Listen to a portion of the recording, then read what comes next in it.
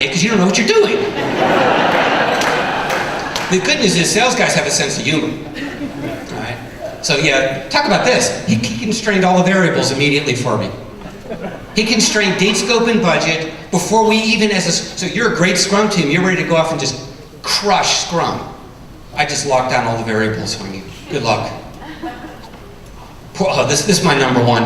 If I could change one thing at the management level in companies that I visit today, the way they do portfolio planning. This is done in such a traditional way in most companies. They put every single one of you behind the 8 ball on the first day. It's a miracle to me that any Scrum team delivers when they're put in this environment. This is how you do agile portfolio management. I'm not going to walk through all the details, but I'm listing 11 strategies that organizations should apply in order to do agile portfolio management. If you want to read more, this is chapter 16 in my book. What about your partners? Do you force your subcontractors into fixed price, fixed date, fixed scope contracts because legal wants it that way? Good luck. Right, now you've over-constrained them. Oh, by the way, if I ask my partner, my subcontractor, for a bid on a fixed price project, I wonder how much upfront requirements work I'm going to have to do before they're going to be comfortable giving me a bid. Or how about this one? Sad how many companies have this one. What I call protection of the fiefdoms. And indeed, brother, right? I'll tell you what happens. I'll give you an example. I'm in London. I'm at a company. This guy calls me in a room. It's like his vice president. It took me like 5 minutes to figure out why we were having a discussion. And I realized the only thing he wanted me to say was, your particular team does not have to adopt Agile. Everybody else does, but you don't. Because he's trying to protect his fiefdom.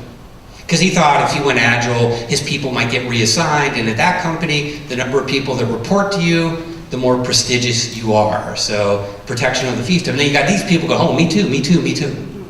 Again, good luck. Failure to optimize the whole. Everybody's worried about building their individual component. Build the best tires, seats, chassis. I built the world's best hybrid electric engine. I can't fit it into any car we could possibly manufacture, but man, it's a great engine. Who's worried about the whole thing? Where's the big picture model? So there's this failure to optimize at the system level with a focus on optimizing at the individual component level, which almost always sub-optimizes at the system level. Which gets us here. The last of the big three that I keep seeing. They fail to organize their teams in an economically sensible way. So inside that big blue box, right, I was showing all the teams in there, how do you structure your teams at scale to get fast, flexible flow? So let's talk about a couple issues with teaming. First, multitasking is the death of most companies. We'll talk about that for a moment. I want to talk about embracing T-shaped skills, creating and maintaining long-lived teams as opposed to dynamically recomposing new groups all the time, and scaling based on economics, not based on dogma. Think about it. We've already made the argument, it's not about keeping people busy. But that's exactly what most companies do. See, some of you on that graph I put on that queuing theory graph might have misinterpreted what I was saying, so let me make sure I'm clear. Here's what I didn't say. I did not say keep your people 80% busy. That's not what I said. I'll tell you what I did say. I don't care in the world how utilized your people are, at all, because it's not the variable I'm trying to optimize. I'm optimizing for fast, flexible flow. What I've noticed is that at the flow point, utilization finds a natural equilibrium. I'm not targeting a utilization level, I'm targeting flow, and I let utilization find its natural. Most organizations are so focused on keeping their people busy, they don't ever get the job done. Don't worry about it. Reduce the multitasking. I mean, this is a graph that kind of illustrates the point. 5 concurrent projects, people are about 30% of the time value adding. They're 100% busy, don't get me wrong. That just means 30% of the time they're actually doing useful project work. The rest of it's eaten up by context switching to get back and forth between all these, or among all these things. We want teams formed from people that have T-shaped skills. T-shaped skills, go with the metaphor. Everybody should be vertically deep in some area. But wouldn't it be, that's whatever your job title is, whatever you were hired to do, that's your vertical specialty. But wouldn't it be nice if people could work outside their core area, meaning they have breadth across other areas. What we're trying to achieve here is the idea that if I staff teams with people that have T-shaped skills, if there's an overabundance of work in a given area, people can swarm over and alleviate the bottleneck. In other words, teams formed out of people with T-shaped skills are more resilient to the variability in the nature of the work that gets presented to the team from sprint to sprint. Hey, this sprint we're going to have a little bit more UI work in the stories, and next sprint we're going to have a little bit more database work. No problem, because we can adapt capacity in those areas because people have T-shaped skills. If you're a math person, it sets up a negative covariance. I offset one variability with another variability, reducing overall variability in the system. This is a very positive characteristic. So I staff my teams with people that have T-shaped skills or people who want to have T-shaped skills. You want your teams to be long-lived. You keep them together. Most companies violate this immediately. At the end of every project, what do? Disband the team, and job well done, they dynamically compose a new group for the next project.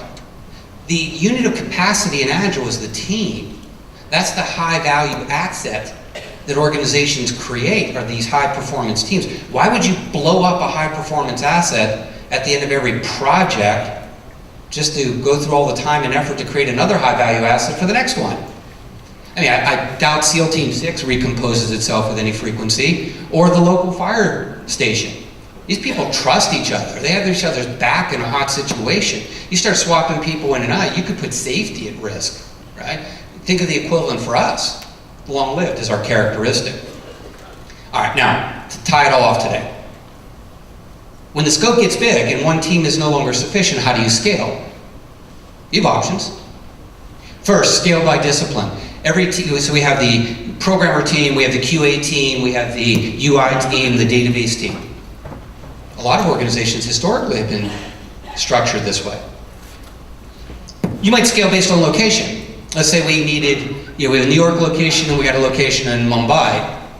Well, I could have people in each geography form a team. So I got a New York team, I got a Mumbai team. Or I could have people that are deliberately distributed across both geographies on each team. There's pros and cons to each, but it's a scaling strategy.